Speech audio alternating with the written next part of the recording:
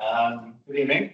Welcome to the December 17th Environmental Board meeting. Thank you for rearranging your schedules to be able to come tonight. Appreciate it. As usual, if you guys have comments tonight, for those in the room, to sign up. For those online, just raise your hand. I'll keep an eye on the screen there. I'll see you there. Stacy will be watching as well. What's the order, Stacy? Sure, yeah. Go ahead and do roll call. Tom Anderson. Here. Nancy has an excused absence. Tommy has an excused absence. Raj has an excused absence. Karen Pan. Here. Mina June. Don McWilliams. Here. Alex Lee Tigner. Here. Ann Newcomb. Here. Keith Gonzalez. Here. John Smith. Here. And we have quorum. All right, next up, approval of minutes for November 12th meeting. Is there any comments on previous minutes? Hearing none, we'll call them through. Public comments for tonight. Do we have anybody? We received no written comments from board members or members of the public. And we have no members of the public joining online or in the room. No public comments for tonight. Cool, right in.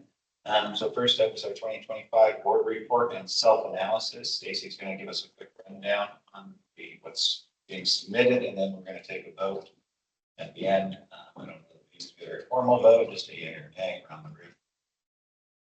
If there's any A's we want to talk about it, just have the discussion.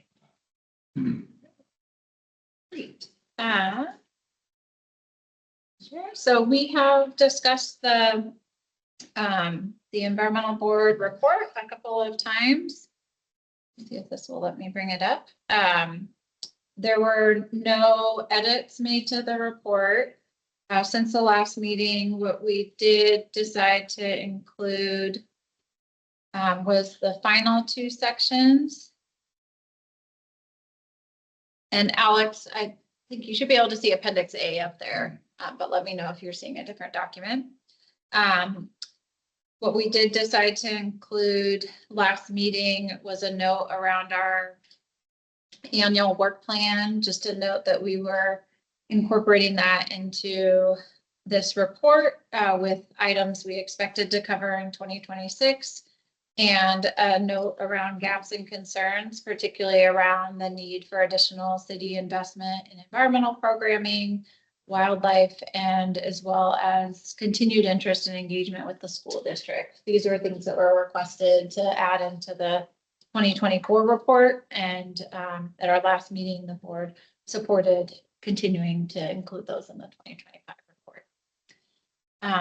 But otherwise, the report goes through the 8 duties as outlined in city code, summarizes our meeting schedule and agenda topics from this last year, includes the 2 letters of recommendations that we submitted to PPC and City Council,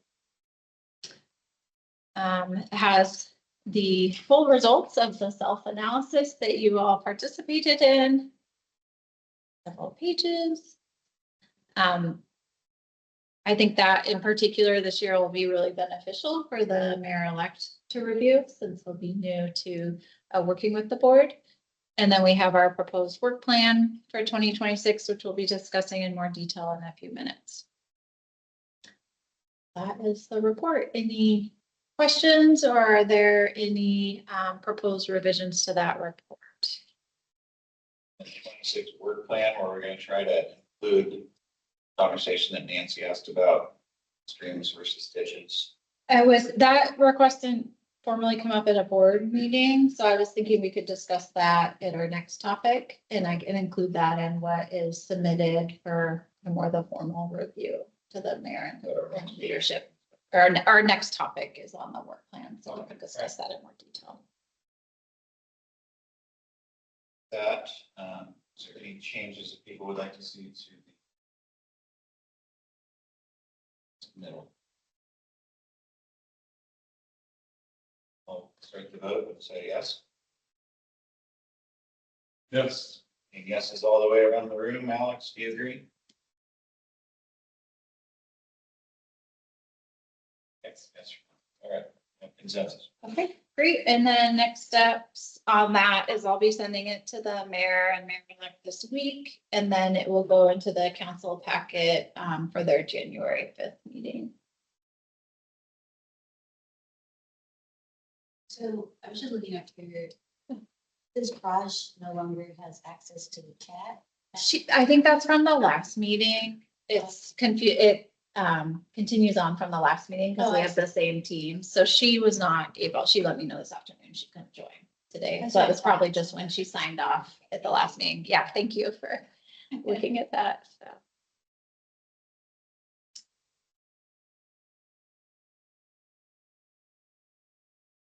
Right into the 2026 work plan. And Stacey's gonna run through this with us. And have a discussion. Okay, great. All right, so this next topic is just to look ahead at our next year's work plan. Since we do have a new mayor coming in, the mayor will be reviewing work plans from the boards and commission and providing feedback to ensure they align with priorities for the mayor and council and what they would like the boards and commissions to be working on next year. So this is a preliminary work plan, and I'll be taking the feedback from the board tonight to incorporate into that work plan. So the three questions to you all are: there proposed additional topics that you would like to include? Are there topics you don't want to talk about and we should remove? And then sort of a side conversation that we wanted to have was, are there specific topics proposed for next year that we should look at engaging other members of our community, whether through an advisory group or other format as proposed by the board? This is in some ways kind of a follow-up to Dixie's departure and wanting to find other opportunities for community members that maybe can't commit to fully engaging in the board, but still bring expertise and passion around the topics, and we want to find ways to engage them. So thought we could at least start that conversation tonight as we're looking at the potential topics for the board to work on next year. So I'll just provide a quick rundown of what staff have put together for next year. A lot of it focuses on the ICAP update for the next several months. Potentially a couple of special meetings as we work to bring you all sections of the ICAP as we're starting tonight. We are also finishing our 2024 greenhouse gas inventory, so we'll be sharing that with the board. As we do each year, our public works team will be bringing the stormwater plan to you. This is going to be done at the same time that it's open for public comment. So it's an opportunity for the board to weigh in and help shape that plan. We have a couple policies that we may be working on next year.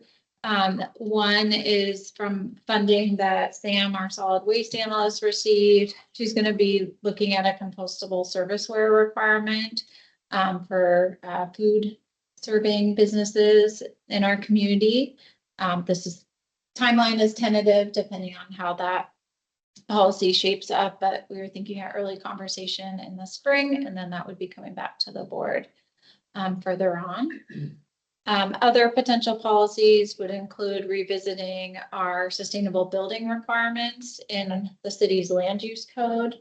Right now, we have requirements around LEED Platinum for buildings above a certain size. We want to expand that into other certification or other opportunities. So we're not just focused on LEED, but there are other avenues to achieve sustainable building certification within the city. And then other items, having check-ins with Dan on the urban forest management plan, natural systems checklist, check-in, and then some of our administrative pieces here, such as board elections and the report. There are likely to be many other topics that come out throughout the year, but these are the ones that we've at least know are coming and I've put into the calendar for now. I was mentioning to folks earlier too, we're hoping to do a couple other field trips this year. If you all are aware of a great opportunity for the board to go on a field trip or do a site visit, you can let us know and we'll work to get that scheduled. So that's a snapshot of 26. Wanted to now see if there are additional items that folks want to ensure this board addresses next year, or items that we're proposing that you all think we should remove from our.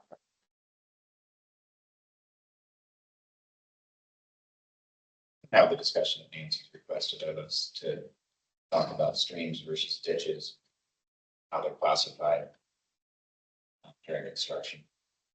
I don't know what we could do with that information, if that would influence Title 18. Start the discussion.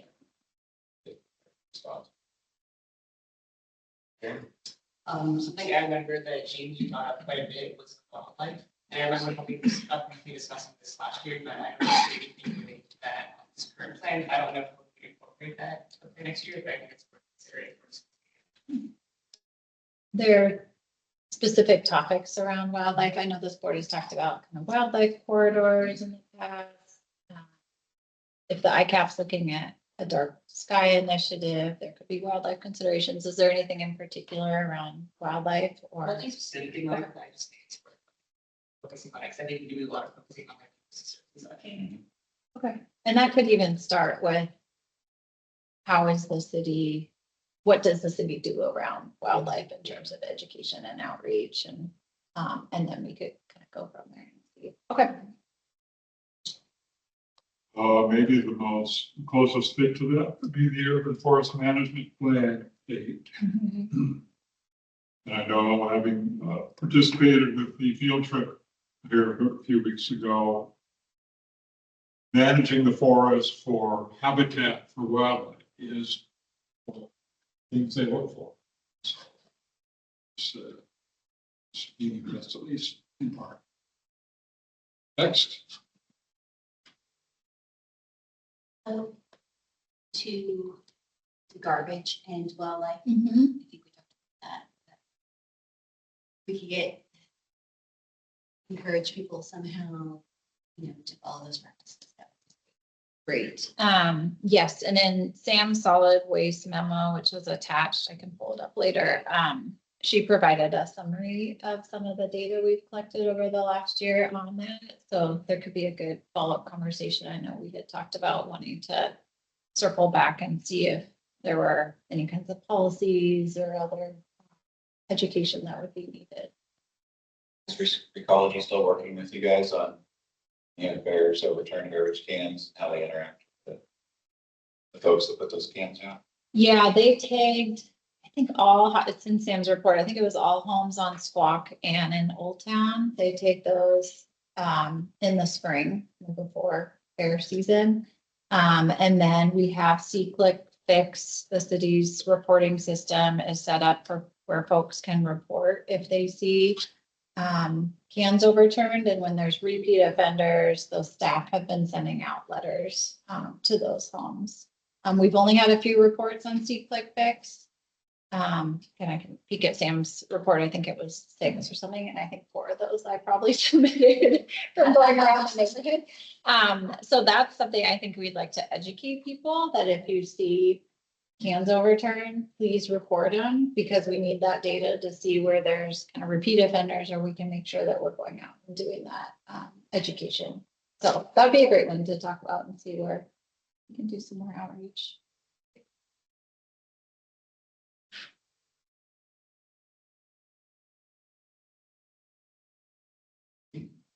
The question about the stormwater plan in March, I'm assuming part of that conversation is going to be in light of the storms and everything that's happened.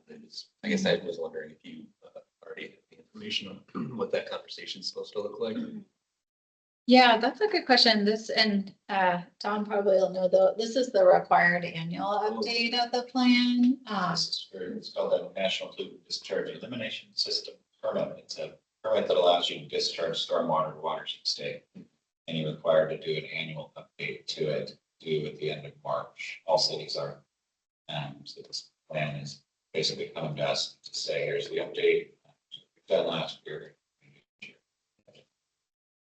Would you be interested in kind of more the resilient, like hearing from our emergency manager? I think, I don't know about the kind of nitty gritty details of what that annual review is supposed to look like, but it could be a good opportunity for us to engage with the resilience of the plan. And, and whether the disaster potential. Are you looking for something more, so kind of a summary of the recent storms, how the city reacted to it? Yeah, exactly. If that need isn't already met by another committee, I think it's important to talk about, as an advisory board. But, yeah, that seems important.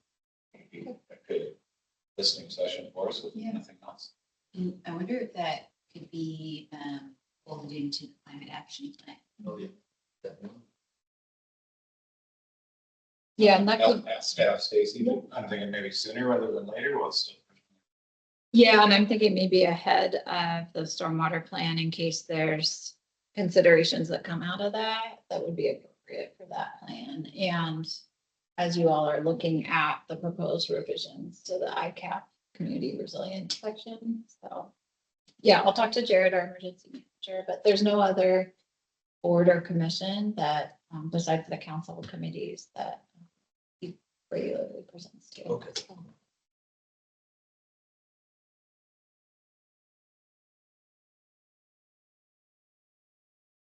Topics you all would not want to see come forward.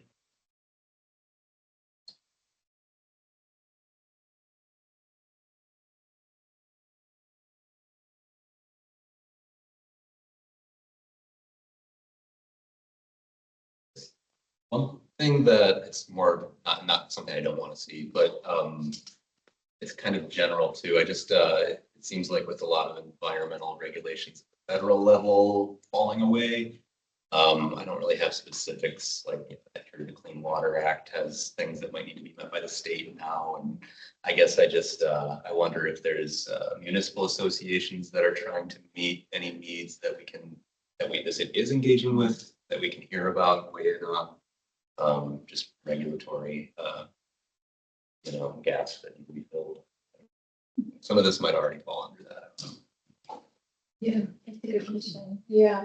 Let me think about who would be able to meet with the group. I'm sure.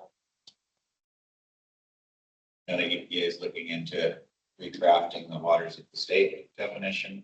That's what I was thinking. That is that. Yeah. And food standards, the reduction of the greenhouse gas. There, so, yeah, there's a lot. Let me think who might be. good about that.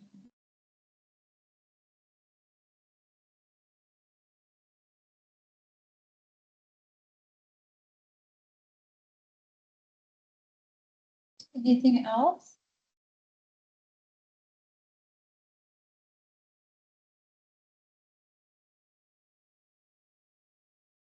And if other topics are coming up throughout the year, those can always be brought up during board meetings or send them to me and we can bring them for discussion.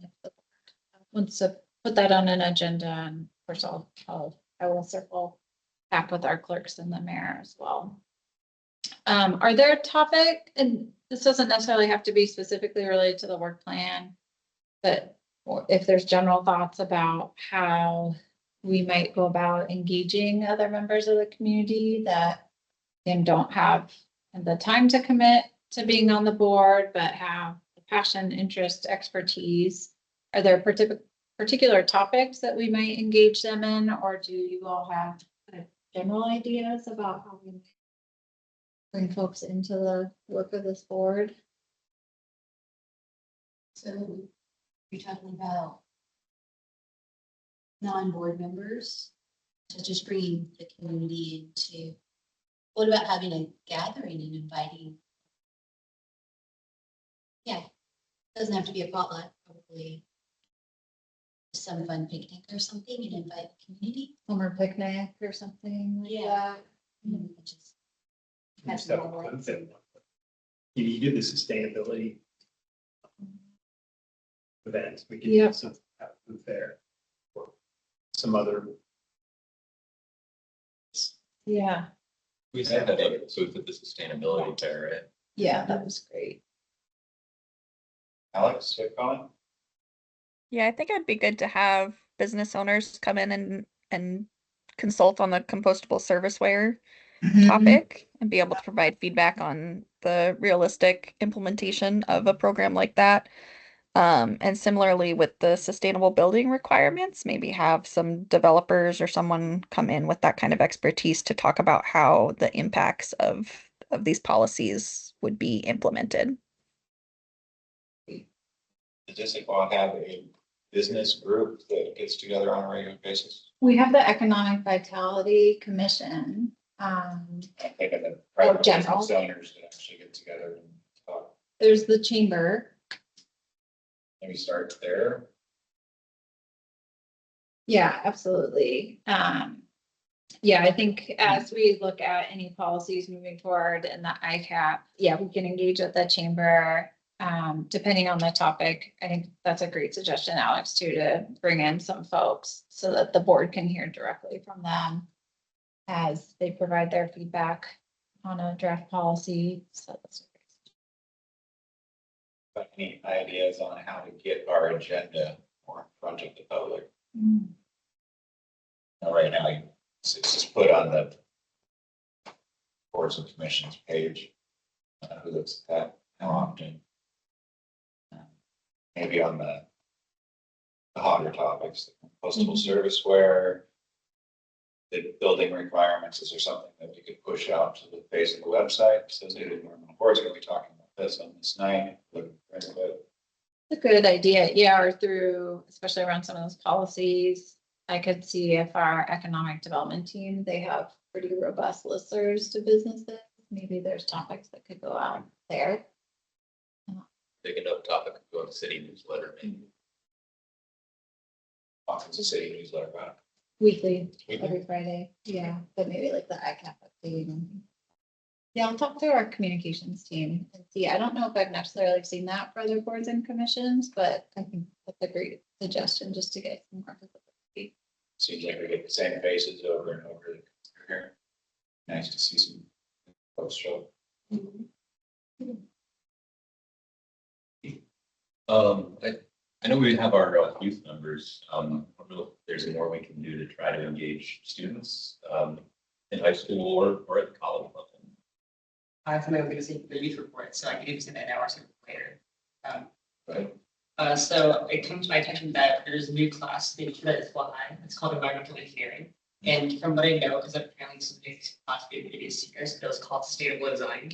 It's a very project oriented class, and I know they do a lot of like community service and such. So I was thinking about talking to the teacher about like bringing them forward as some kind of way they could like present projects or perhaps attend the meeting as well, just to inquire. I think I don't think it'd be a terrible idea to get more people, although it's their class when it gives an ed. I know they've had students come in and present projects. But yeah, the entire class was based on like you kind of refine projects over the semesters and then eventually just present them or submit them to like this organization. I guess. Very interesting. Well, kind of in that vein, so one of our topics for tonight is the solid waste report, and as we were chatting beforehand here, so I looked at that in a fair bit of detail the last 2 days and observed from that and the dashboard that over the last 5 years, our recycling level has been flat. And we're at about 38% diversion from the waste stream. It's been about that over the last 5 years, and we want to get to 70% 5 years from now. What are we going to do different to accomplish it? It's not going to happen by wishful thinking or just more of the same. It's going to take some bold steps to get there. And maybe we need bold steps with inspiration from young people. Clouded old age. So, is that the kind of topic that is brought up in this environmental engineering context of ways to raise the bar on recycling? The idea of the class is pretty much like they do a lot of like educating, just like this is how you can recycle materials more efficiently. So like how do you reuse materials to make certain other things? So it is kind of a topic they introduce. A lot of it, they're very independent free to kind of do whatever they want for the projects. So I think depending on the students, they may be more interested in it.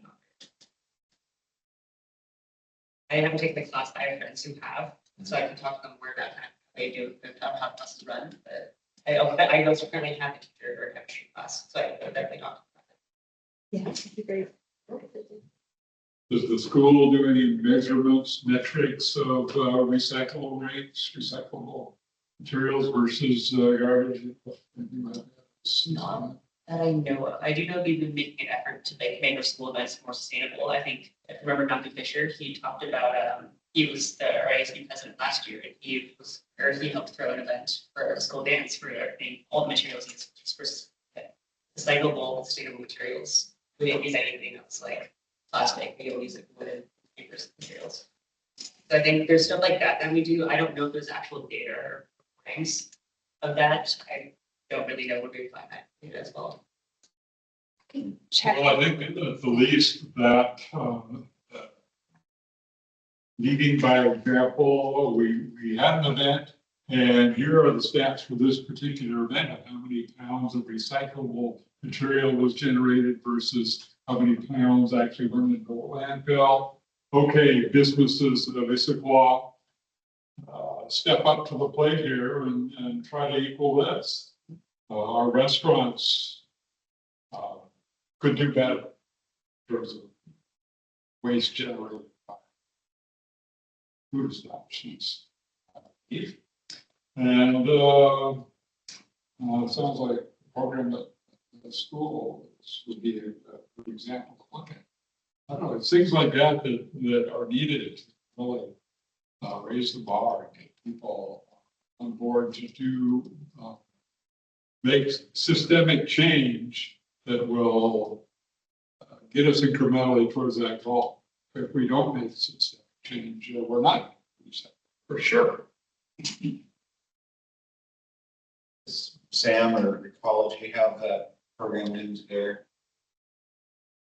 I made a note to check with her. I know when we had a contractor that was working very closely with the school district, and they were tracking the amount of waste generated and using some technology to see how full the cans were. So let me follow up with Sam. I believe that there is.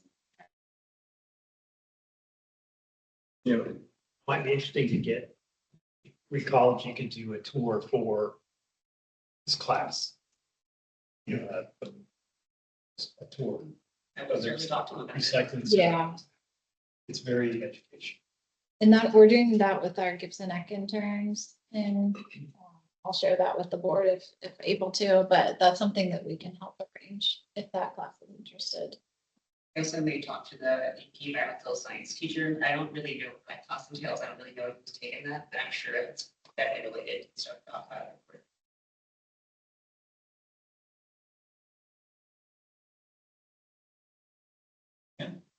Yeah, so, Karen, you brought up your class, high school, and you brought up colleges. So this makes me think that maybe if we went to BCC or some other colleges, maybe, are there any other colleges around here that people attend regularly, you know, that are close?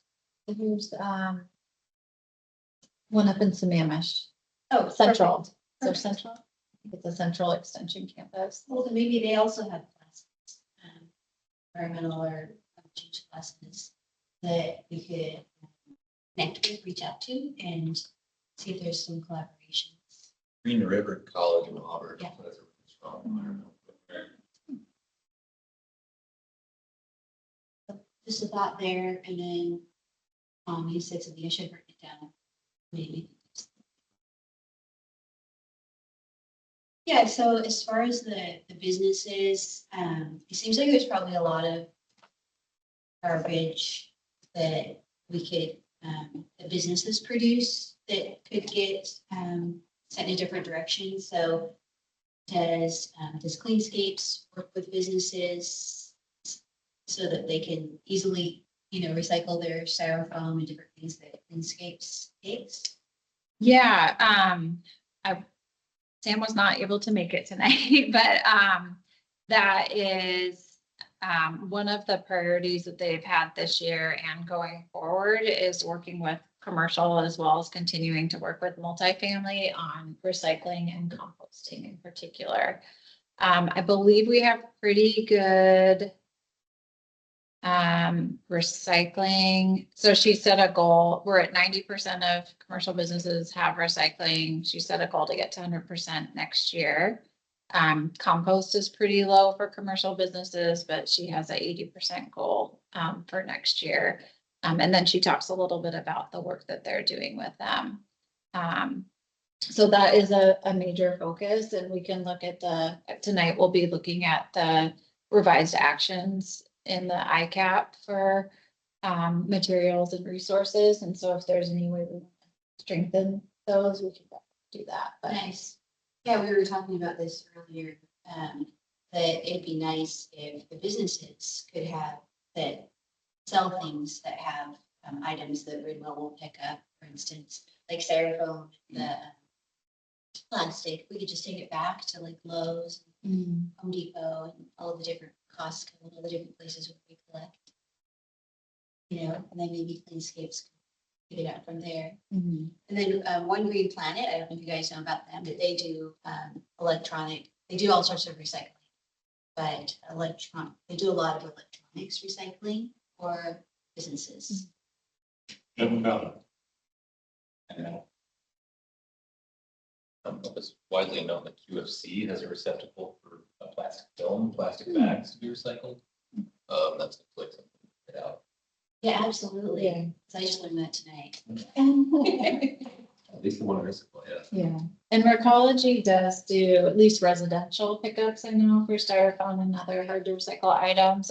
I don't know whether that's also offered for multifamily or commercial, but I can check with Sam on that, and if that's something to recommend expanding, that could be negotiated in the future. Yeah, I have friends that have a business right next to Recology, but they can't recycle their stuff there because they're a business and they live in Snoqualmie. Yeah, And I can't recycle my stuff there. They Right. can. you have to have a Issaquah address. Which is Yeah. really fun. no, well, that kind of triggers me. In that we pay money to Recology to help us recycle. And they come up with stupid rules about why we're not going to recycle. That has to change if we want to actually accomplish our goals of recycling more. I Right. mean, I went in there one day. This is what happened. I had some electronics to recycle, one of which was a CD player. You're older people. CD players. That was, for the household. And another was a deck for a car. They accepted the household CD player. They would not accept the deck for the car because that's automotive electronics. And by golly, we don't accept that. Oh, what a ridiculous rule that is. So let's see if we can figure out a way to not help you recycle. That is not right. The styrofoam thing, I'm not happy with either. Okay, yes, they'll accept styrofoam. So I attempted to use that once, and I put it out there, and I alerted them. I did something wrong. Sure, I didn't get them noticing on time or something, but they didn't pick up the styrofoam. So I threw it in the creek. I didn't. Shame on me. I put it in the waste stream the next day out of frustration, but I should have tried harder. But the point is, it should be as easy to recycle things as it is to not recycle them, and we're not there. So I know, well, I don't know what the best solution for ecology is on the styrofoam thing. I think if there were more places that I regularly go to that accepted styrofoam, that would be a help. So for example, QFC, all right, I bring my plastic bags to QFC. I can't bring the styrofoam. Well, maybe we should more require them, or at least encourage stores like that we go to regularly to accept such things. No, I have brought styrofoam into the Recology store in the village, but I don't go there on a regular basis, like infrequently. And that's a special trip to bring it there if I'm not going there for some other reason. It needs to be to some place that I go to every week with like a grocery store.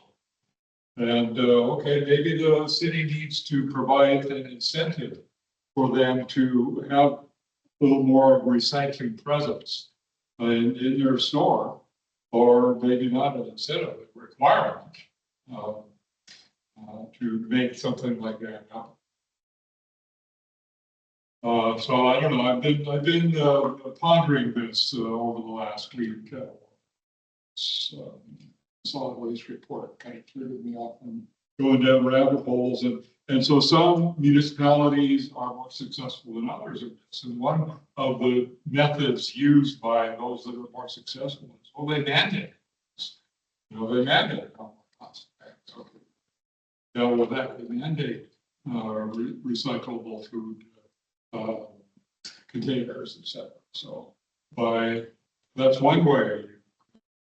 We mandate it. Maybe that's what we need.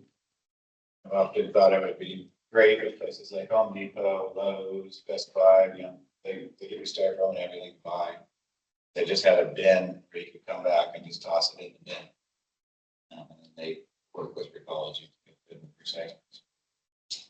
Yeah, they have bins for specific things, plastic bags, batteries, and contact fluorescent bulbs.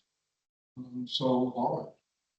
Styrofoam things are often bulkier, basically, and it's a bigger bin, but it would be a small addition to the footprint of the so I think that's a viable solution. Yeah, another approach is working, what they've done with batteries and paint is working with the producers, and it's on their responsibility then to see that those products are recycled. And we have some language in the ICAP around that, but I'm excited to dig into the ICAP actions in a minute. Tom's fired up and has a lot of ideas. Yeah, something up Maybe I really like the topic that going to come up about reusable or plastic serviceware. Mhm. We should put some emphasis on that this year. Maybe think of ways that the city could promote among the general public reduced consumption of single-use plastics. Somehow, you know, we talk a lot about recycling difficulty there, but we can reduce the consumption through messaging, through the school system, through the classes, and through the sustainability fair. We could have a table that just talks about reducing consumption. I'll take this one and watch. Great. Yeah, I heard some great suggestions for additions to the work plan, so I'll incorporate those in as requests from the board. And then thank you for the conversation on other ways for engaging the community. Some great suggestions there around businesses, general engagement. I like the summer picnic idea. I know PCA does that. Could be a nice one just to invite folks in a more casual setting. And then the ideas around high school and college engagement. So we'll open those. One last comment. You could potentially come up with it that you could give businesses for doing well. Yeah. With reduction of solid waste. Yes. And then give them like a, pick a grocery store, a fast food restaurant. I love it. I love it. Yeah, maybe And one give could be them one like an award that they can hang up on their business. It's a sheet of paper. Or something. Yeah. Used to be that it would be yearly or bi-yearly. There used to be an EnviroStars award they do in the county, but yeah, but something, but it could be related to our policy. We've done it with the Clean Buildings program where we have kind of ambassador businesses, property owners, doing something like that to really highlight who's out in front. Yeah, Testing so it. that other people see it. And, Yeah. it stimulates conversation. Great. And behavior.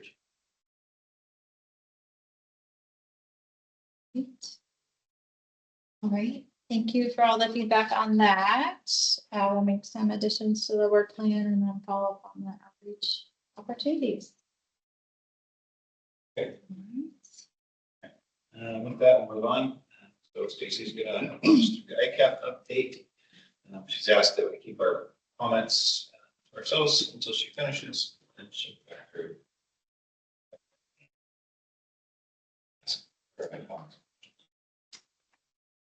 Great. Sorry, you get a lot of me talking tonight. Okay, so as we've talked about over the last few months, we are bringing you all sections of the ICAP that are kind of ready for review. And then we'll be revisiting some sections and then, of course, eventually bringing all the plan forward for comments. Tonight, we wanted to talk through 4 questions with you all. A renaming of the overarching action section, adding in a municipal operations target. This would be new and one of the few changes we'd be making to a target in the ICAP. And then we were seeking initial feedback on the revised overarching actions and initial feedback on the revised material and consumption actions. So I'll just walk through a little bit of an overview, and then I do have slides that lay out every single action and the proposed revision. So I'll walk through those briefly and then we'll come back and revisit them, but want you to have kind of the whole snapshot before we move forward. Just one. Yeah, I looked through this presentation and I was trying to figure out what you meant by OV and MC. A lot of times in a lot of the presentations I've seen, you use acronyms, but never tell us what they are. yes, I will talk through that. Thank you. Yes, so here we are, providing input on the overarching, that is OB, focus area of the ICAP, and then input on the materials and consumption focus area of the ICAP. So as a reminder, and those that are new to the board, the ICAP's broken up into 6 different focus areas, and these are 2 of those areas. So here are the 4 questions: the renaming of one of the focus areas, feedback on the proposed target for municipal operations, and then feedback on the 2 focus areas, overarching and materials and consumption. And there is some animation in there, sorry about that. So looking at the overarching actions focus area, we are proposing a little bit of a restructuring and renaming of this focus area. Within the ICAP, we have actions around city operations, a little bit scattered. There are several that exist in the current overarching focus area, but then there's a few scattered throughout other focus areas. So what we would like to do is bring those all into the overarching actions focus area and rename it overarching and municipal operations. So we'll come back and visit that in a moment. The other changes we're making to this section are proposing a target and then, of course, updating the actions. The target that we are looking for the overarching actions focus area would be to add one around municipal greenhouse gas emissions reduction. So right now, this focus area just has a community-wide emissions reduction goal or target. It does not have any target associated with our municipal operations. So we are proposing to align our city operations with the community-wide greenhouse gas emissions target, but on a faster scale. So essentially, the city would be a leader and be out front in terms of reducing our emissions. So right now, we're proposing a 95% reduction compared to our 2022 baseline and net zero emissions by 2040. And then we are also proposing to develop some targets around our light duty fleet and how much we will have transitioned that fleet. A target around how many of our buildings are 100% electric. And then maintaining a current target that we have actually, well, it's a little bit revised, but a current target of having 100% renewable energy for municipal operations electric use. We have achieved this in our buildings, and we're working towards it with our water operations and our street lighting. Right now, the current target is just around our buildings, so we're proposing expanding that. And that is because of we purchased Puget Sound Energy's Green Direct program, which is 100% renewable and green power. That's how we're achieving that. A little bit of background on these targets. So this was based on research actually by one of our Gibson Eck interns. He looked across other jurisdictions and what kinds of municipal targets they have.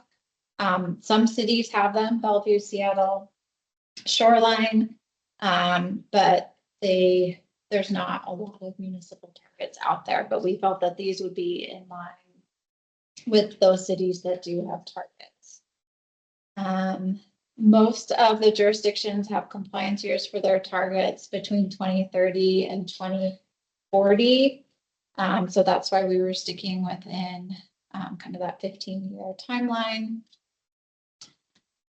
Based on where we are in our current greenhouse gas inventory, we are not, we didn't want to propose 100% achievement by 2030.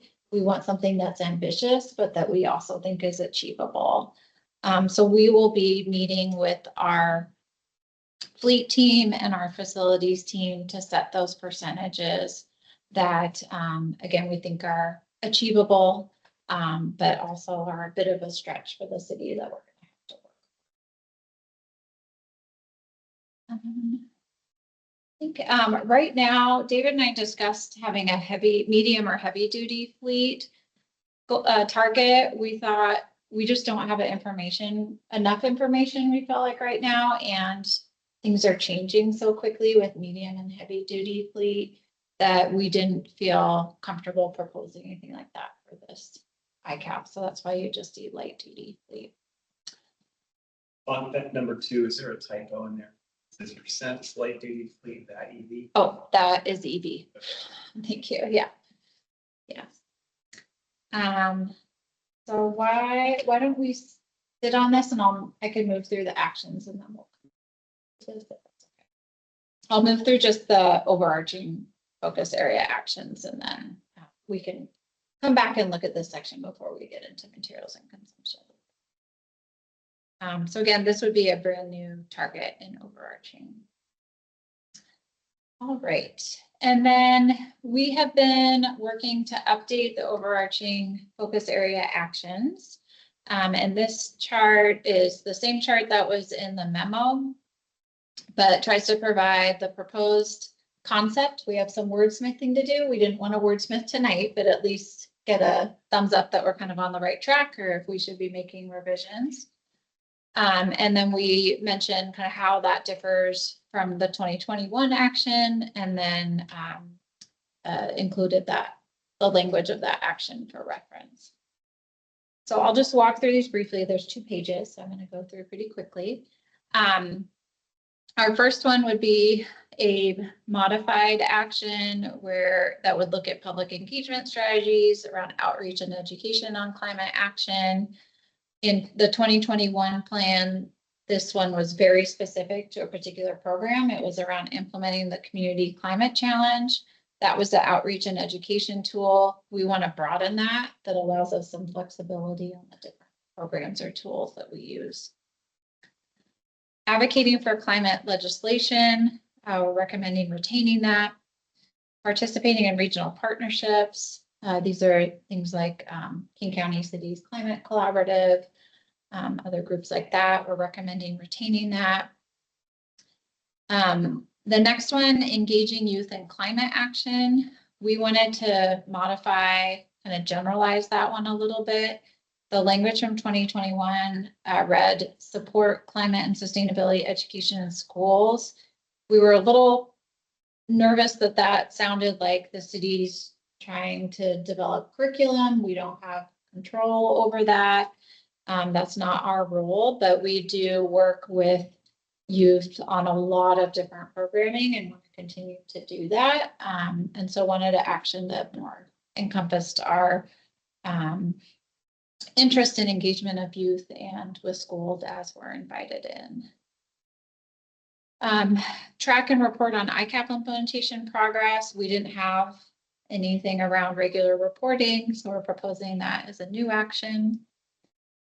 Implementing workforce development strategies. There was nothing in the plan about climate or green jobs workforce. That's something we're interested in pursuing in partnership with economic development. Securing sustainable funding for climate action. That's also proposed as a new action. Promoting successes and lessons learned. That's where we share out a lot at a regional and even national level, the work that we're doing. That's a proposed new action. ICAP, that's the King County Strategic Climate Action Plan that was just passed by King County Council. That's an action that exists there. We thought might be nice to duplicate at the local level. Another new action is programming for reducing localized pollutants. This one needs to be wordsmithed a bit, but we thought this would open up opportunities to be working on things if directed by council, such as electric landscaping, incentives, or we're looking out possibly 10 years. Is that an ordinance that the environmental board and council want us to pursue in the future? Is there interest in closing streets to motorized traffic during certain times of the year? We just want to allow that flexibility if we're looking at a longer term plan or any kind of idling policies. And then the next one was preparing the municipal city operation greenhouse gas inventory. That's just a slight modification because the current language reads to prepare the first one.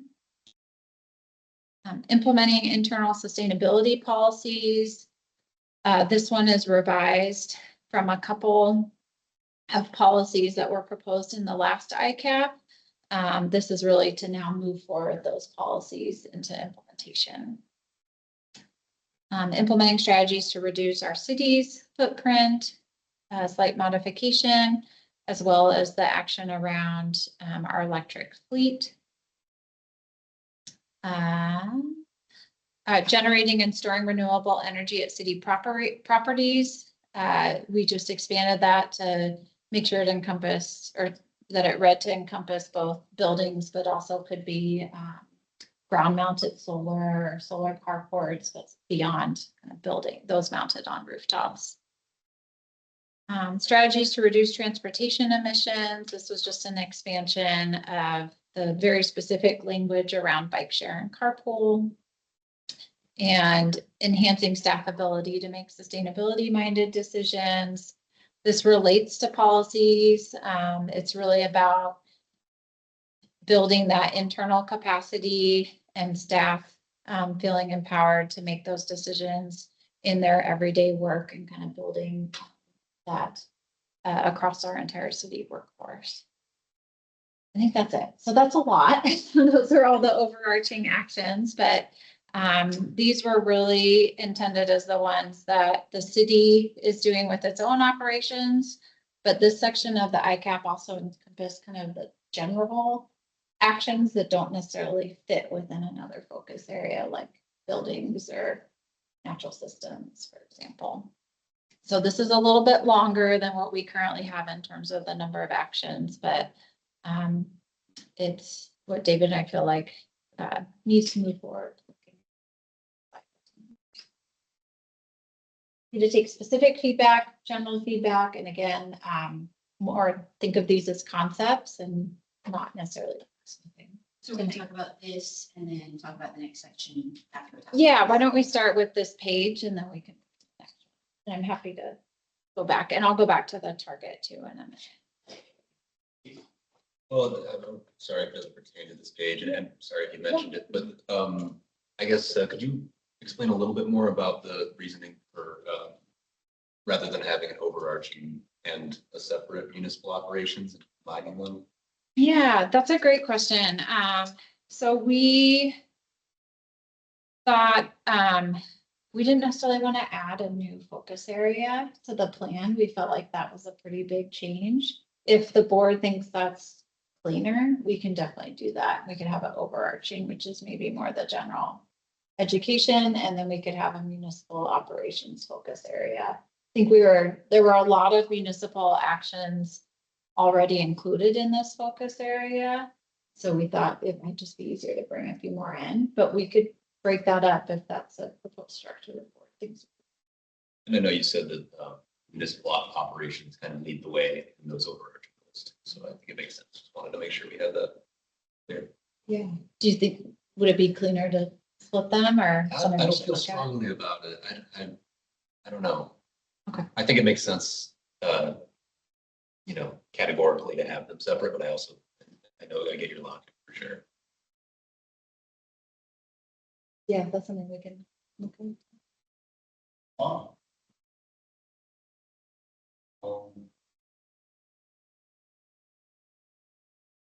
The strategies to reduce transportation emissions from city employees. I'm just wondering, why does this focus just on the city employees? Why? Okay, is that because this is municipal operations? Exactly. Is there an overarching goal to reduce transportation emissions overall? Yes. Yeah, so there is another focus area we'll revisit in early 2026. That's our land use and transportation focus area. So this one is just focused really on overarching education, outreach, and city operations. Well, so I think an area that we need to do better on is multimodal transportation. Transportation corridors for multimodal devices, but that's not this. Yeah, absolutely. Yeah, that we'll try and bring that one to you all in January.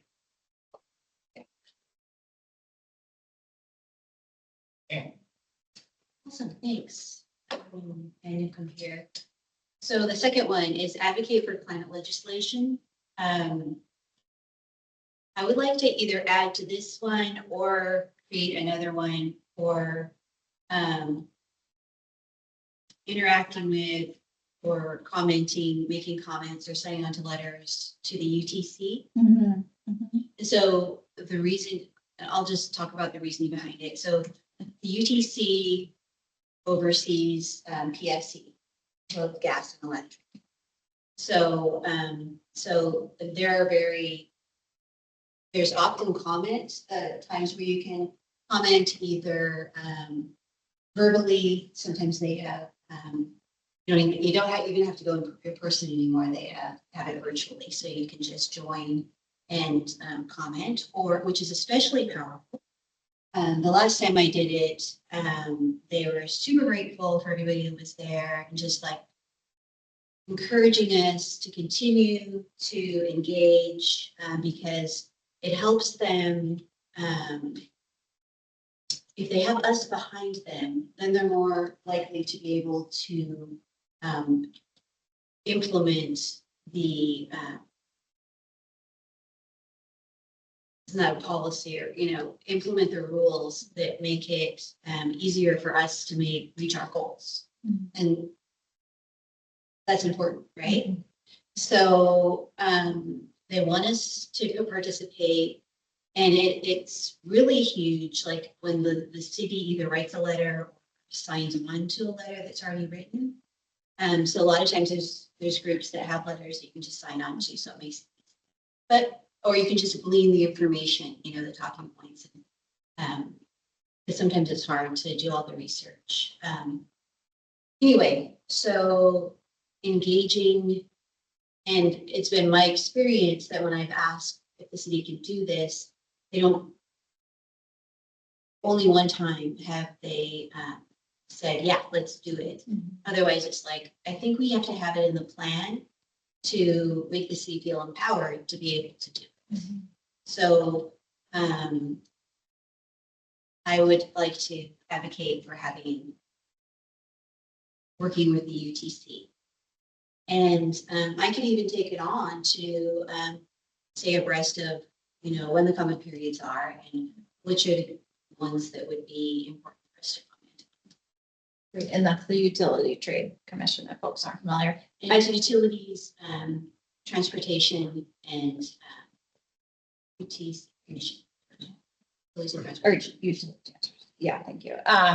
That's a great suggestion. That also makes me think we do comments to the State Building Code Commission, SBCC. So maybe we modify it to climate legislation and regulatory bodies. Yes. Or something like that. So I think that's a great suggestion. Does the city have a government affairs type person that monitors a lot of these groups? Not on staff, it's contracted.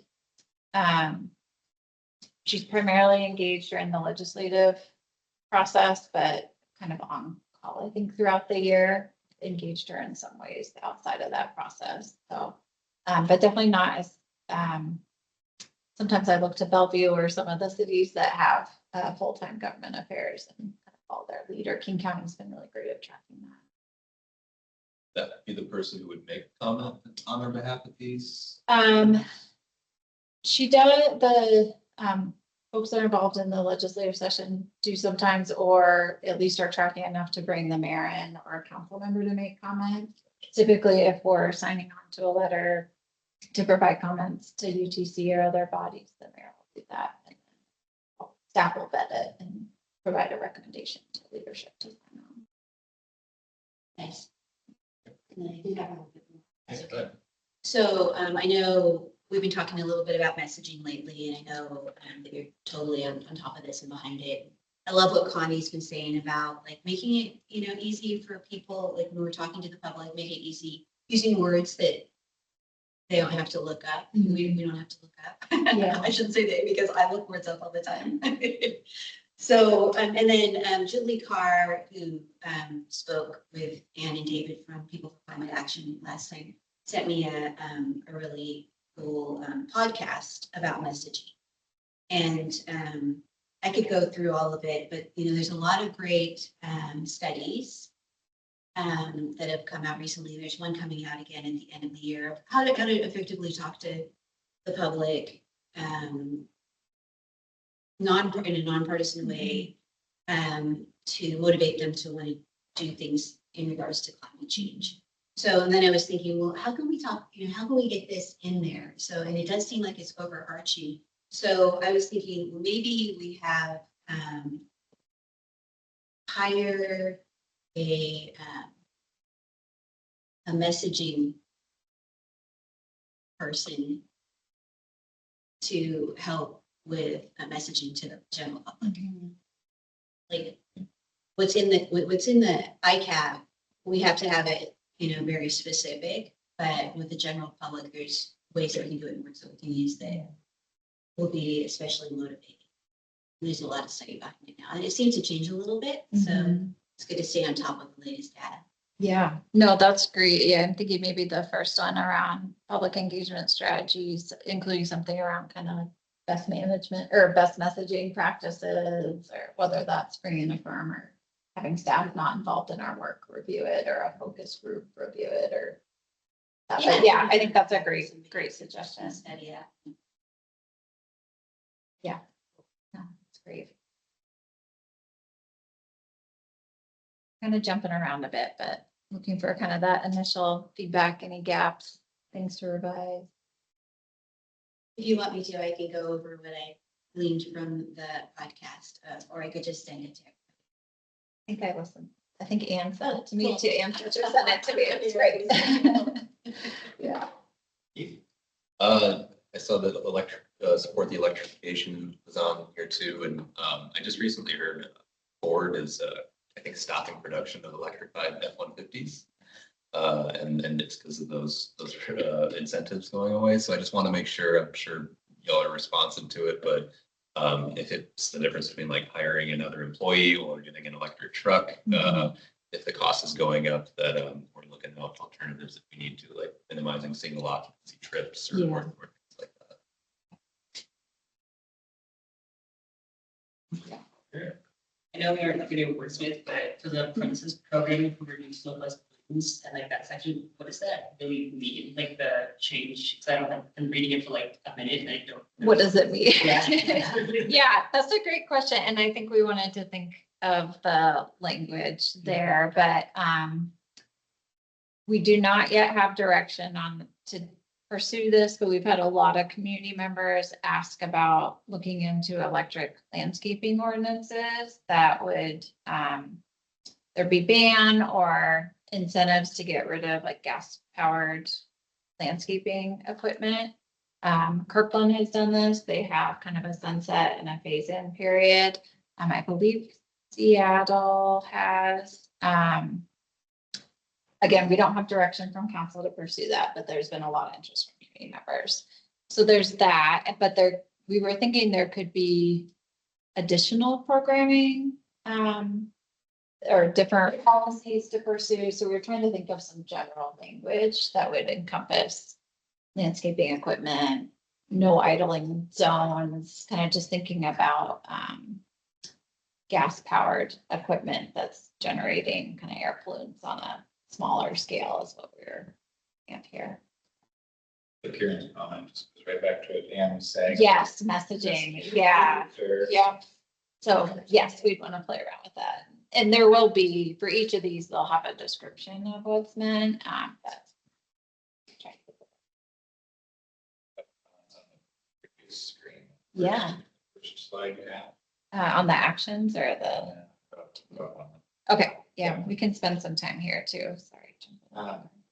On the first, on number one there, is 95% and net zero by 2040, is that realistic? Have you guys done the math to see what that's gonna cost, and can Issaquah afford that? And can we afford it? That is the target for the community by 2050. We felt like if we are looking at doing that community-wide, we want city to be ahead. We are going to be going through a process with a consultant as we update this plan to see if our actions will actually put us on target for meeting our targets. So I can't necessarily answer that yet. We think we're in good shape for our buildings. Our light duty fleet is on a path, although that may change now, but several things. One of our biggest challenge is actually staff commutes. I don't know if you remember from the last greenhouse gas inventory, I think it was around 25% of our emissions, and that will become a higher and higher percentage as our building emissions go down. The pool is a huge challenge. So we have a couple big hurdles to address, but we felt like we wanted an ambitious target if we're looking at a community target by 2050. So it's a good question. We'll be assessing over the next few months and how far we Sounds think we very can get. expensive. Good. So, I just want to consider it. yeah, yeah, yeah. I like duty fleet. I'm all on board with that. When you come up with a good percentage, but just take into consideration that we have large power outages sometimes. Yes. And if you have a large power outage, your light duty fleet is down from the count after about a day. That's it, we're very resilient, Yep, and especially when yeah, I'll talk, we have a grant I'm gonna talk about and around that, but yeah, that's something I think we've been discussing it in our community resilience section. It would probably move into this section, is making sure there are resilience infrastructure in place for fleet and buildings. That may end up moving in here. I would discourage you from involving the medium or heavy duty fleet, but it's not. Yeah. Focus on light first, Okay. start on the technology there. Medium and heavy duty. Alex, check on. Yeah, on this page, it says it's compared to a 2022 baseline, but the ICAP currently has it as a 2007 baseline. Is there a reason for a change in the year?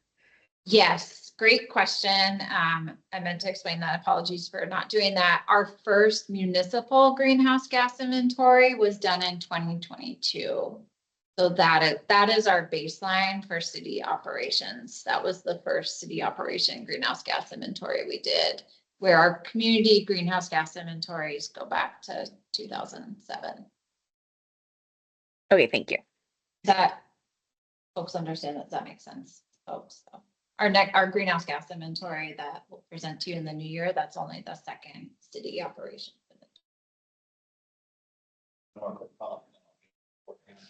On the engage youth in climate action. So, Yeah.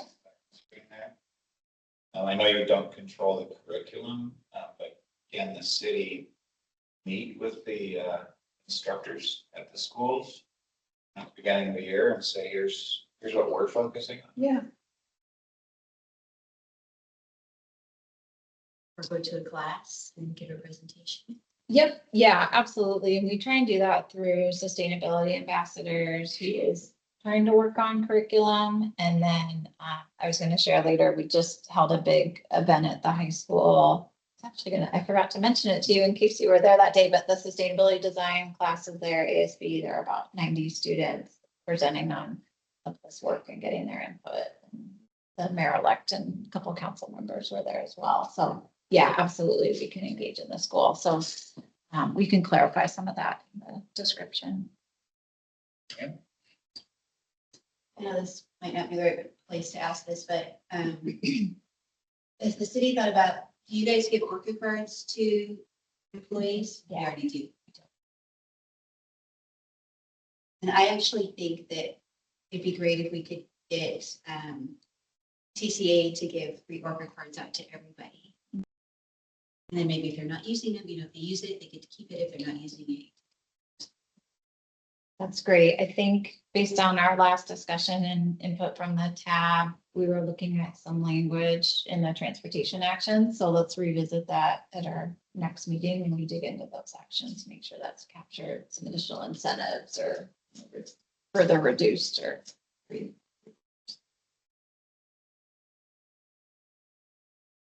Any other comments on this topic?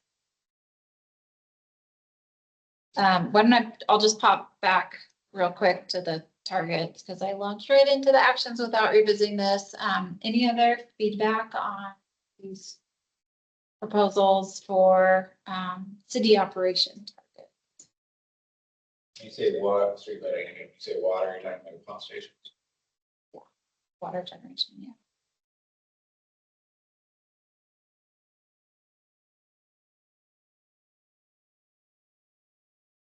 Great. Well, we'll bring these back to you. We're going to be looking at the results of our 24 inventory and meeting with our head of facilities and fleet in early January to look at what kind of percentages, again, that are ambitious, yet we also think opportunity to achieve. And so we'll bring those numbers back to you all to meeting. And then as you have downtime over the next few weeks and you feel like revisiting the memo or the board packet from tonight, if you have other thoughts around any of the proposed actions within overarching focus area, feel free to send those along and we will definitely be doing another touch with the board. Any final thoughts on this focus area before we jump into materials and consumption? Okay, great. All right, so in this section, we are really just looking at revised actions. Unfortunately, Sam couldn't be here, so I'm going to do my best to summarize some of the revisions. Most of these are actually retained from what's currently in the materials and consumption focus area. Conducting recycling and composting outreach and education. Updating municipal solid waste contract. So we left that in because there's the potential that this may be a 10-year plan. And so the next solid waste contract would come up for renewal or to put out for proposal. So we left that in. Enforcing and expanding construction and demolition code requirements. That's currently in the plan. There's not been a lot done there, but there's a lot planned for this next year. Mandating recycling and composting. And this would be specifically looking at commercial and multifamily. That is in the plan, and Sam has some plans to do that work this year. Proposing a new action around household hazardous waste. Proposing a revision to food waste, the language that was previously in there for food waste, where it would be promote food donation and food waste prevention. Previously, the current language is partner with regional organizations to prevent food waste. We wanted to expand this to allow for more opportunities around food donation and food waste. Similarly, proposing a revision to an action around community reuse that would read as support community reuse, repair, and upcycle, just to broaden what was intended there. And then a new one was a single-use plastics ban. And this would relate to the compostable requirement, which Sam currently has a grant to fund for policy exploration. Who is the single-use plastic ban? That would be for the restaurants or food businesses. So mostly retaining, some slight revisions, and then 2 new actions in this section. There were some suggestions earlier about, I know Tom, you had mentioned having some incentives or requirements for having other businesses collect recyclable materials. Something we could look in here if there's other requirements or specific things we'd want to call out to consider in a new solid waste contract or an amendment to a solid waste contract, things that we think our waste haulers should be doing. We could call those out. I think that would be a good time to try to get them to do styrofoam collection. Yeah. Did you want to elaborate on that again, so it gets stuck in here section? I'm just trying to ponder how that could work. I mean,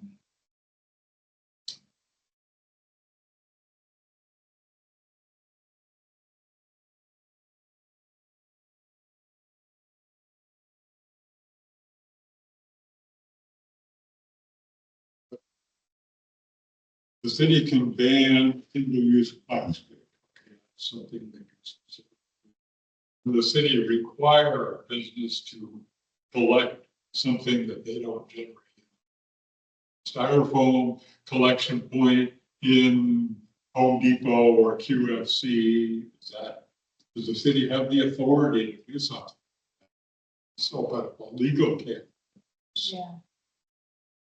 That's a good question. I don't know. I don't think we probably can't require those businesses to recycle them because they may not stream to do so. I don't know if we can require them to collect if then there was an agreement that Ecology or someone else picked them up. So you could require Ecology to provide collection services for them in your contract. right. Yes, we could do that. I'm not sure about the requirement, but that's something we can look into. Yeah, yeah. Yeah, or maybe there's an I think incentive. that would be that's a good strategy. Require Ecology to provide a collection of so-called hard to recycle items. And at least 100 places. Okay, they think they've addressed the need because you can bring it to their Ecology store. Well, all right, we need to expand beyond that. Collection points, conveniently available throughout the state. Word that I don't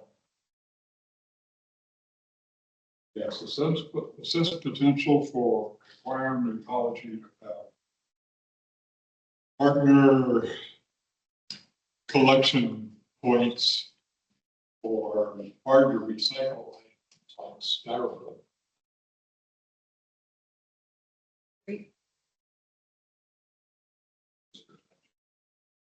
I'd like to see, maybe the city put in some policy that prohibits use of plastic signage for elections or just announcements, public announcements, like there's a, put a drum, plastic sign for that. So make biodegradable election signs. That's cool. No, I picked it up. So that'll help. Fertilizer for the plant. Yeah. Okay, great. Maybe with that native seed paper. Yeah. The single-use plastics, missed this, that only applies to like serving kind of, I guess, would it apply to like grocery store items that's a ton of single-use plastics? Oh, I think this is, Just yeah, I elsewhere. think it's, Okay. yeah, but it might apply, like if you're getting soups at QFC and they hand you a Prepared spoon. foods, okay. Yeah, but not, I don't think it's intended for like the containers at QFC or PCC that are. Bags of chips, Yeah. things like that. All right. Yeah. All over that. Right, okay. Making sure, and then, the upcycle repair, effort, is that tied into the tool library at all? Okay. How much that household hazardous waste you're thinking of? And something that County Solid Waste already offers, is it something different that you're thinking of? But they do collection days where they set up a like little school or something, bring it by, or you go by their large collection facilities, and they have a Bellevue one has a little lane you can drive through and drop it off. Charge. Yeah, let me talk Sometimes to, it's charging. let me talk to Sam. It may have been kind of promoting those events. And then, we also, the city supplements them by doing some collection events, hard to recycle, but also hazardous materials collection events. So let me talk to her about what she was thinking there, but I think it was mostly connecting people Yeah, it with was- those resources. Function the city of doing hazardous waste collection. Yeah. Yeah, That requires a bunch of. yeah, yeah. Yeah, does that last one, include plastic bags for takeaway from, say, the Target?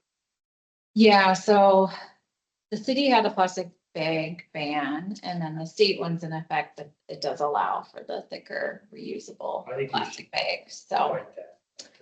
we could, We should put some effort into that. Just wanted to say something about that, and maybe you told me this.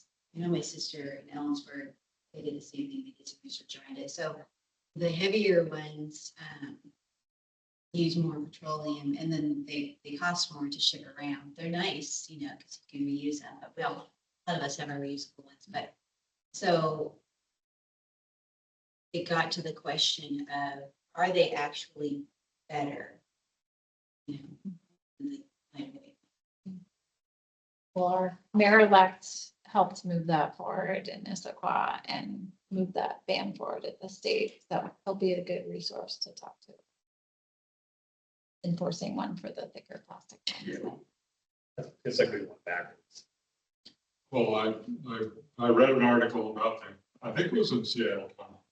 And so somebody did the calculations and determined that it actually resulted in 15% more plastic. Because they still get thrown away, the heavier duty ones still get thrown, some of them get thrown away. And they use more plastic, so the net result. And they're heavier to ship, so. Yeah, we could look at incorporating that language around exploring.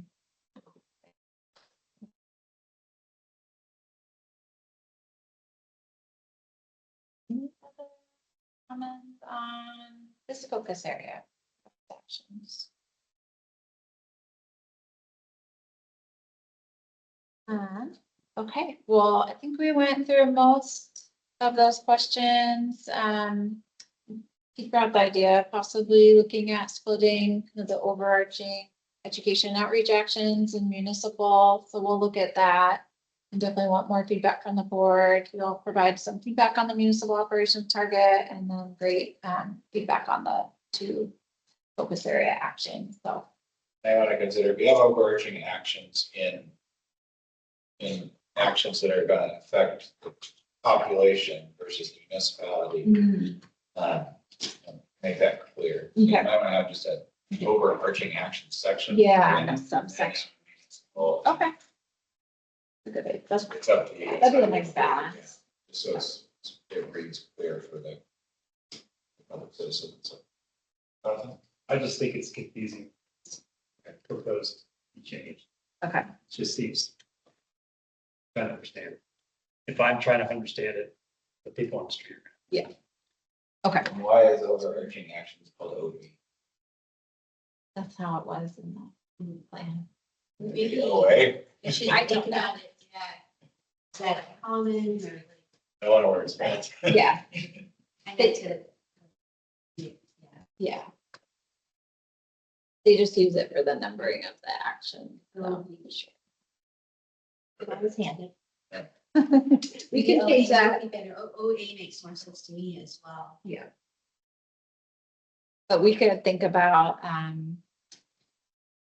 maybe keep the suggestion, keep kind of building off of your suggestions, overarching, and then we kind of separate within community action, overarching community and overarching municipal.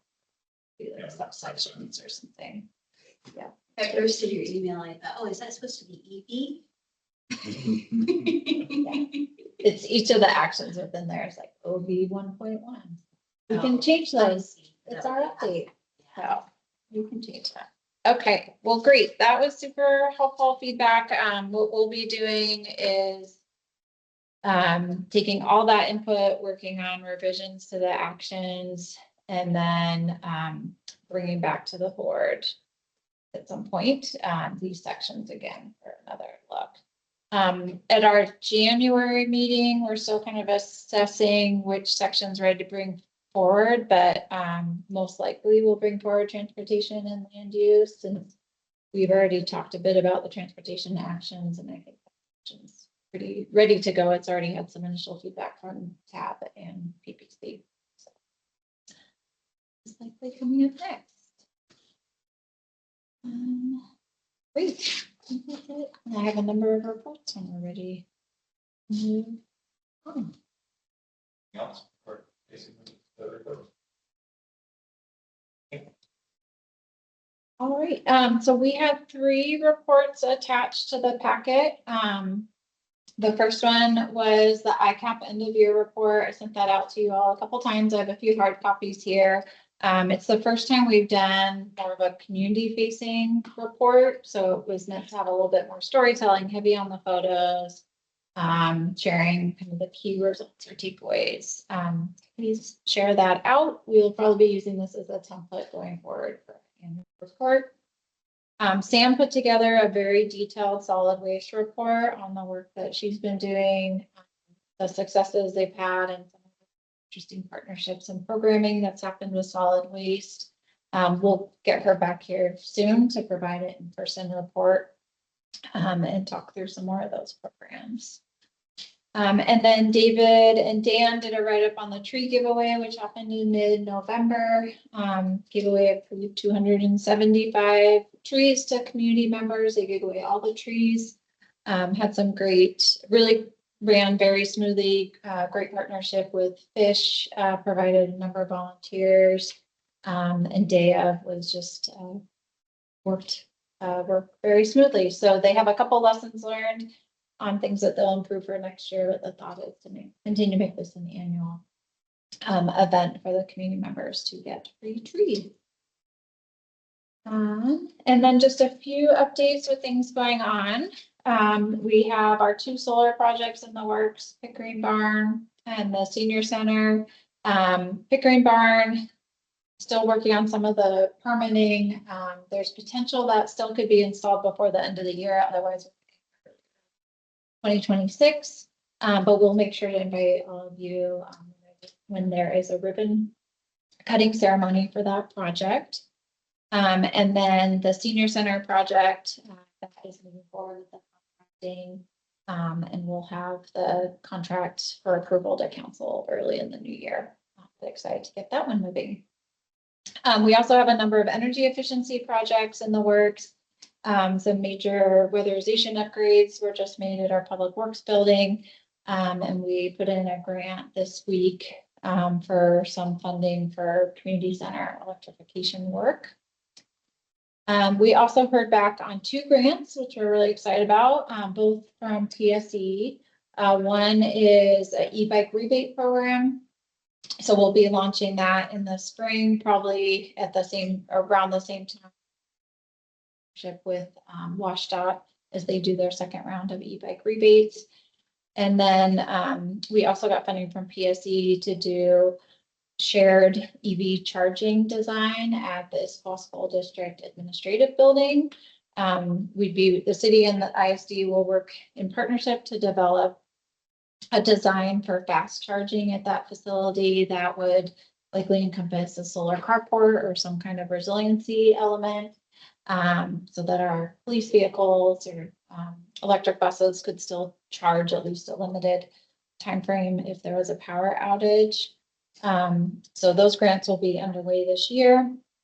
And then we're in the process of applying for the 4th time for charging at Tibbetts Valley Park, just at the parking lot here by the skate park. Let's see, I mentioned the event we did in November at Issaquah High School with the mayor-elect and students there. We're excited to engage more with the ASB students as well as the sustainability design class. So that'll be exciting to explore further.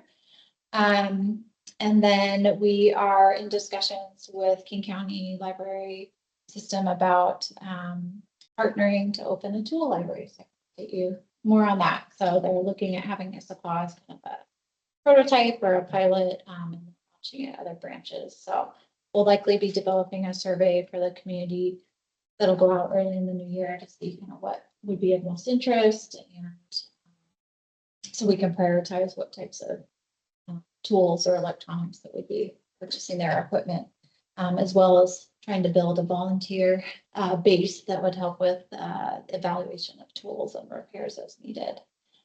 We also want to make it kind of a community gathering space where there could be workshops and different events. Tool library. So really excited to partner with PCLS on that and possibly have it as a prototype for the rest of their system. Those are my major updates. I think, yeah, Karen, anything else for youth report? Okay. Great. Yeah, and then our next meeting is January 14th. Probably looking again at the updated proposed work plan and then digging into that section. Yeah, Joe. You mentioned tool library and Issaquah purchasing tools. Are you also planning on having people donate tools for it? Possibly, yeah, that would be a proposal with KCLS. We're working on a concept paper with them, but that is to have folks do an initial donation. It seems like there's a lot. For sure. So might be able to get company sponsorships too. Companies Yeah. like Still, some of these big tool makers that would give you tools to kind of promote Absolutely. purchase. Yeah, yeah. Local large Sorry. stores here that might donate some. Yeah. Go to a steel workshop in Centralia in a few weeks. I could ask if they do that kind of thing.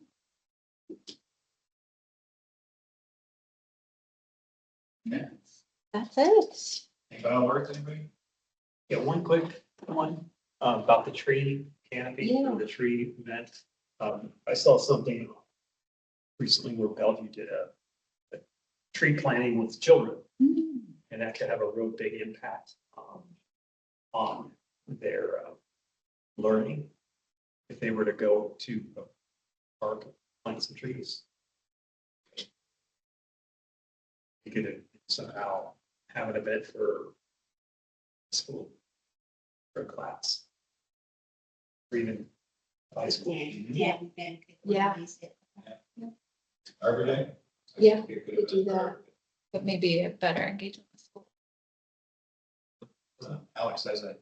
And We're planning a tree planting called Tots and Trees with Green Issaquah in March, which is aimed for people with much younger kids, like toddler age to early elementary school. So that'll be the second Saturday in March.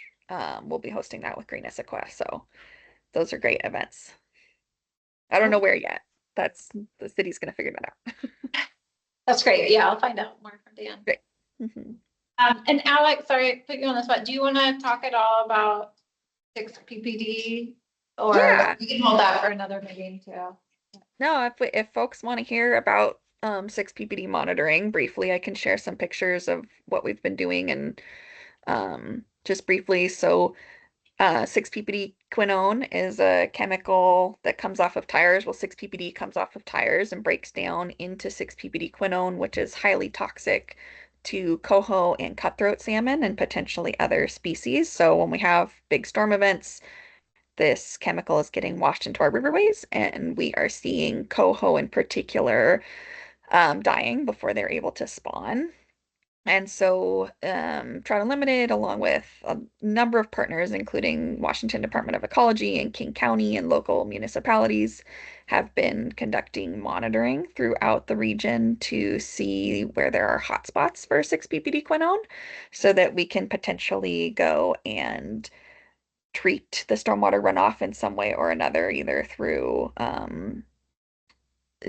filtration systems that they're working on or through natural building processes and things like that. And so we took on an extra project this year where we are monitoring at 20 sites around Lake Sammamish and Lake Washington. And let me just share my screen. I can show window. We'll see what I end up accidentally opening here. They're pretty simple. This is what one of the samplers looks like. That's my colleague Dave. Are you seeing my picture right now? Yes. Okay. So the sampler, there's these 3 little passive samplers. They're just filtrous membranes that collect particles in the water as it passes through them. So they're just inside a little steel cage and then inside a minnow trap. And we deploy these into creeks. Let me find another good picture. I think there's some in another folder possibly. Here's one.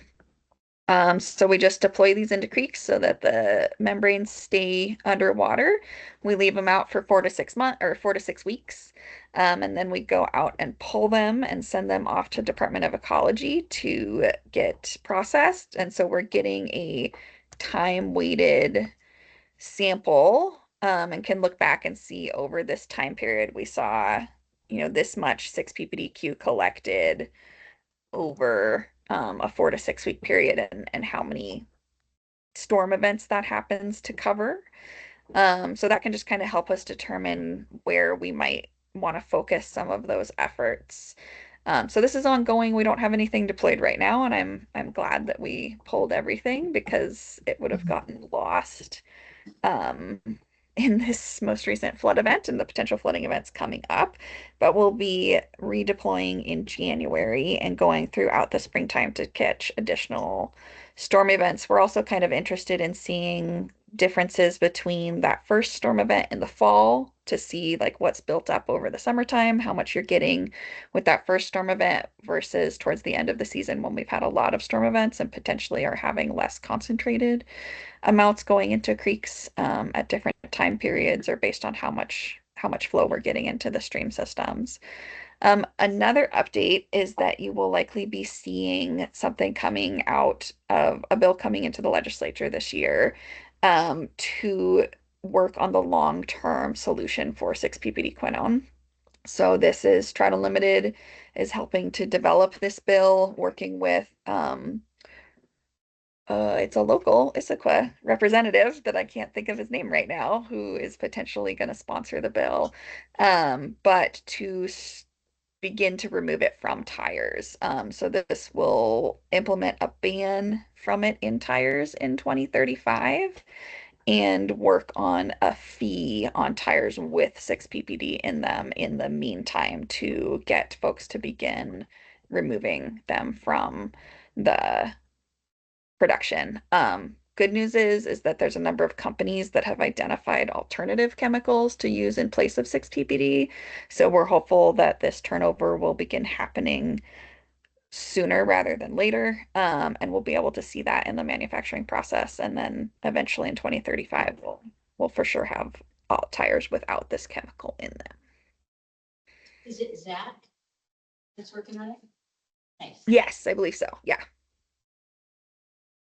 Alex, have you sent any results, any samples off to ecology and got results back yet?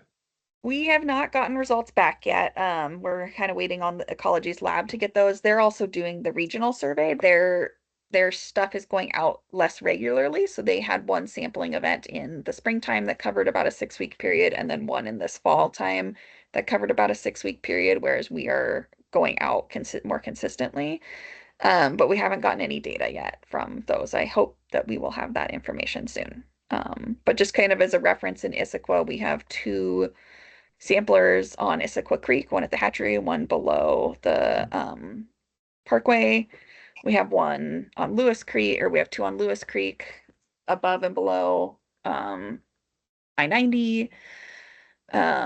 Over on Hans Jensen, or not Hans Jensen, sorry, Laughing Jacobs, one on Ebright. And then we have some up north on Bear Creek and Juanita Creek, and then over on the Cedar and in Coal Creek as well.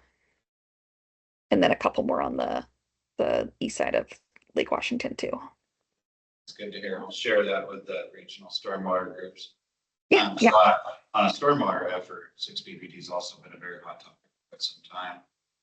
So stormwater folks have been working on how to treat 6 ppd to get it out of the system before it gets into the streams. We found some devices that work. Bioremediation works fairly well. Just think of running water through a sand and compost filter basically. It grabs 6 ppd and doesn't allow it to go any farther in the system, traps it at that point. So that in the simplest form works quite well. And they're testing all sorts of other filtration devices right now. There's probably 8 to 10, if not more, studies going on 6 ppd. We know currently in the stormwater world. Ecology's putting a ton of money into this, as well as the stormwater work group, where the permittees under that NPDES permit pay in fees, and then the work group issues out study research funds to go after this. So it's a big topic, and there's a subgroup on the other side, Alex. I don't know if you're aware of the 6 ppd subgroup under ecology, and those meetings are usually 200 so on people talking about this very topic. So it's being worked on across. Alex, do you need any more volunteers in the field for testing? I would love more volunteers. Yes, we did have some come out with us. Not this last sampling event, but the sampling event before that. So yeah, if anyone's interested, you can shoot me an email and we can talk about logistics around that. Will do. Thanks. Nice. This is all super exciting. It's good stuff. Yeah. I have a question. Once it gets in the sand, does anybody know how long it lives there? Once it gets into what? The sand, so it must deteriorate to a point where it's non-toxic by a certain point. I don't know the half-life of the chemical. I could ask some of the scientists that are working on it. Interesting. What it does is it gets inside the fish's brain and confuses them, and they get disoriented and they lose track of where they're going. They flip upside down and bang into things. They just never make it to spawning. It used to be called pre-spawn mortality. They knew what was happening. And it was local researchers that found yeah.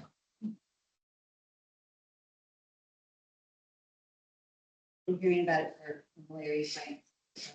Yeah. So happens that there's all this good news to hear